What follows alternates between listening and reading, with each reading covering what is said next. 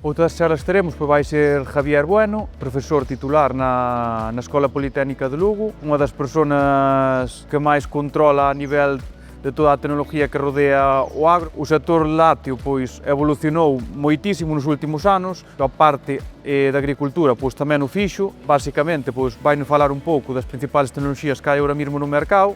e tamén se vai centrar en dous proxectos que está bastante inmerso, que é todo o tema de facer mapas de rendemento en base a colleitadoras de forraxe para depois poder facer siembras variables e abonados variables dentro das fincas. E por outra parte tamén centrarase noutro proxecto que tamén está traballando, que é o de aplicar unha dosis de aplicación de purín variable nas fincas gracias a NIR instalados nas